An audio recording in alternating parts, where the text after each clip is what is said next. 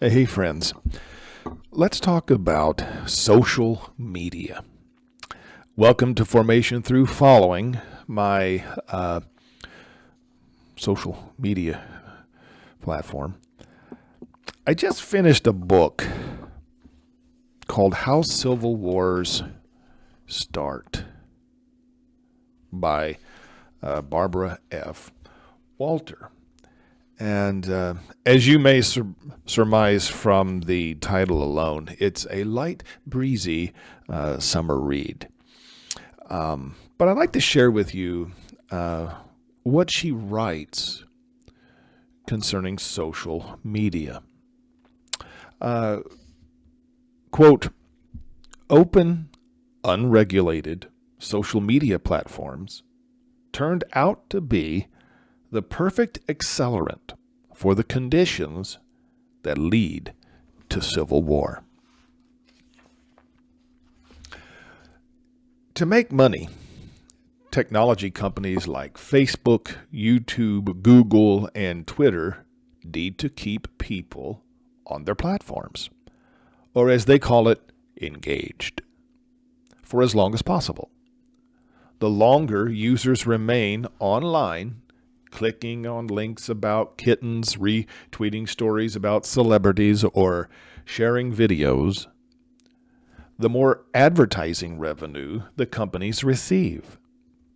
Longer engagements also allow companies to gather more behavioral data about their users, which makes it easier to target ads, which brings even more money. In 2009, Facebook introduced the like button, a feature that told the company which posts were most popular with its users. I'm wondering how many likes I've gotten since 2009. Walter continues.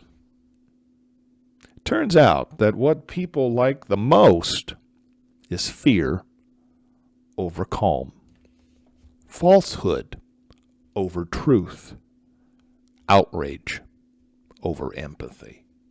People are far more apt to like posts that are incendiary rather than those that are not, creating an incentive for people to post provocative material in hopes that it will go viral.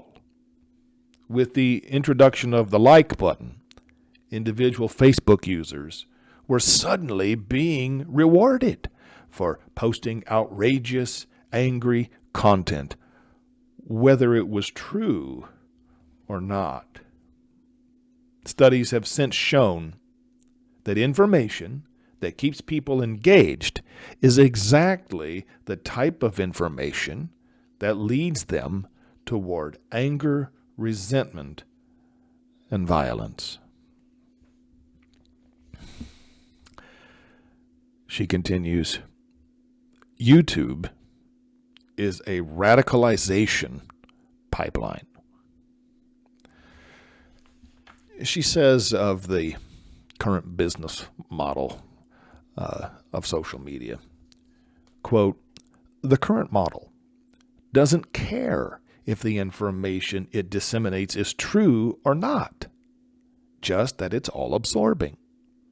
And the big tech companies, who are now the new gatekeepers of news and information, have no incentive to restrict who uses their platforms or what they say.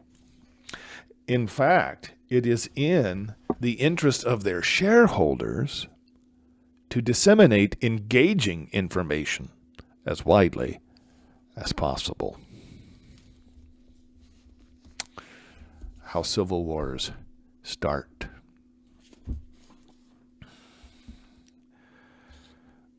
Friends, all of us are being formed by social media. Formation through following, indeed. Perhaps we would do well to critically analyze who is doing the forming and why? We may ponder, who is forming me into what? To what ends? Now, I can tell you there is another, shall we say, social influencer who desires you to follow him. His name is Jesus. I suspect you already knew that. Jesus doesn't have a big tech overlord or shareholders. And he's not particularly interested in YouTube monetization. His goal isn't engagement for its own sake. No, Jesus wants us to follow him, to trust and practice his words, works, and ways for the salvation of the world. He says there is a wide way, let's call it broadband, and there is a narrow way.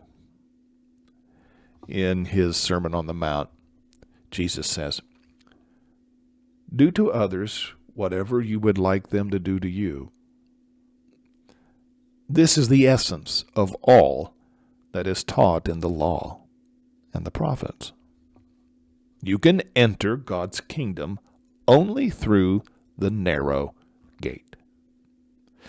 The highway to hell is broad, and its gate is wide for the many who choose that way.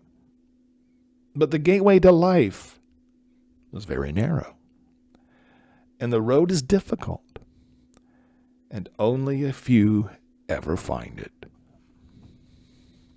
Most of us are choosing the broad way with its wide gate over the narrow way of loving like Jesus. Now, don't misunderstand me. I'm not saying social media is evil. Social media isn't a person. It's neither good nor evil. It's a tool. The tool is used by humans for both good and evil.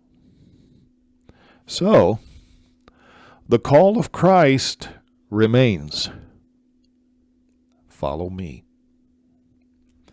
Now let's follow the narrow way, even when we're on broadband. Know what I mean?